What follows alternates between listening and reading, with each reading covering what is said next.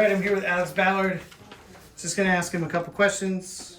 He's been training at RCW for like a decade.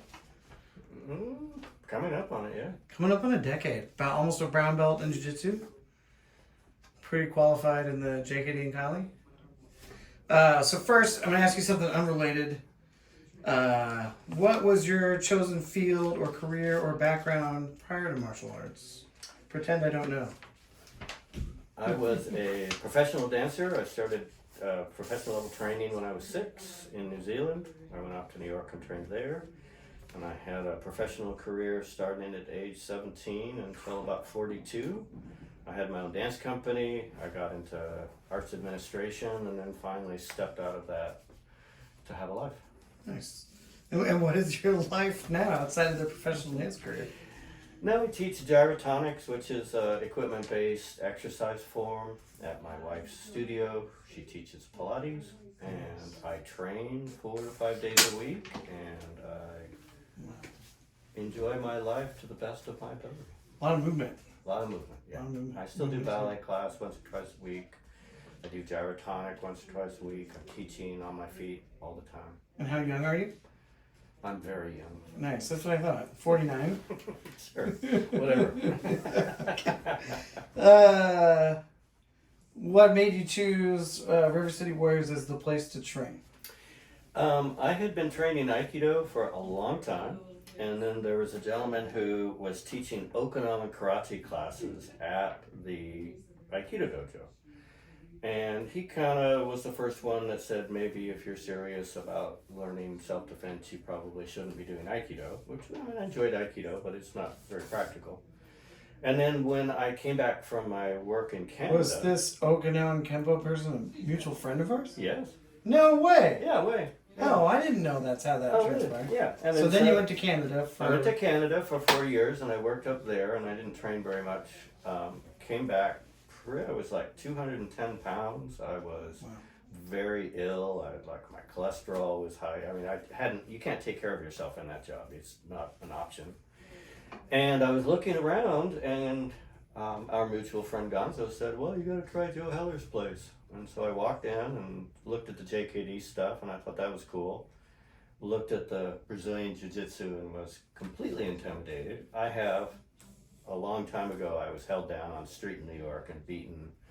Had my ribs broken, my hand broken, bottles hit over my head. So I have a lot of PTSD around being on the ground with someone on top of me. So I would say I still have ghosts of it now, but my first 5 years of training Brazilian Jiu-Jitsu was just overcoming that, managing being on the ground with someone on top of me, and I was not successful most of the time. But so you feel you've seen some improvement in those skills? Yeah. Your fitness, confidence? Oh, definitely. I'm down to just what am I now? 168. And let's be honest, we eat well. Yeah, we do eat well. Yeah, I still drink wine, but I can now pretty much deal with someone on top. I don't always think very clearly when I'm under pressure, so that's an ongoing problem for me. I get my world starts to narrow down to gotta get away. Lizard brain. Yeah. So it's still there. I mean, you can't go through something like that and not have it last a long time. But yeah, no kidding. Trauma leaves an imprint. It really does. The rest of your life. Yeah, might get quieter, but it's there. Mm-hmm. What do you like most about the coaching or atmosphere at the academy? Well, there's so many things. Mostly it's just a community of people.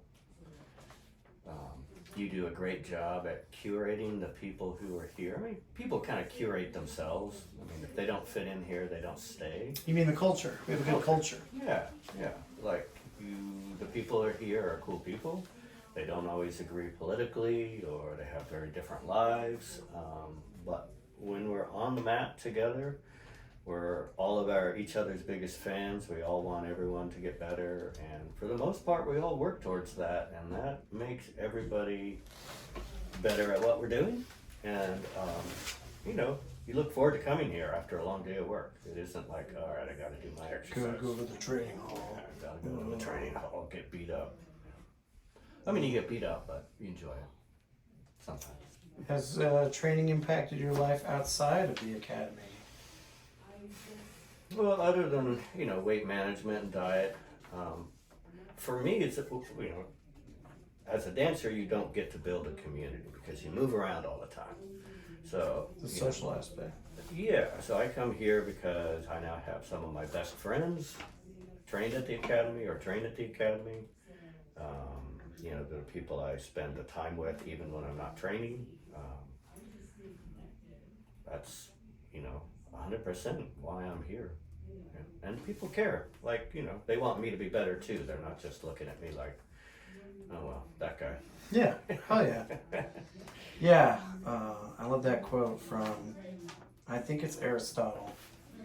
Poor is the teacher who has no student that has surpassed him. Well, I don't think you're in danger of being surpassed, but But there's a lot of give a teachers lot. that, they don't want you to get better. they don't want you to get better. That's true. And it was true in ballet too. They Like they no, wanted you're- to, like, I was better than you'll ever be. I'm like, Yeah. The minute I could make my students better than me, I was overjoyed. Yeah. What would you say to somebody who's thinking about starting MMA at RCW or in general? That a lot of the stereotypes about MMA gyms, which are stereotypes because they are stereotypically true, don't apply here. There's a focus on technique, there's a focus on structure. It's a safe place to train. It's even a safe place to train hard. People watching out for each other. Many people coming out of this academy have gone on to do great in competitions and fights, so it's not that weird metric where if you want to get good, you have to just get trashed and trash other people. It just does not happen. Yeah, to get good, you gotta get injured every Yeah. day. That's Yeah. how it works. We have a healthy community of women here who feel safe and feel like they're getting better all the time. And it's Sweet. Yeah. Well, thank you for your time. awesome. I appreciate you. Sure.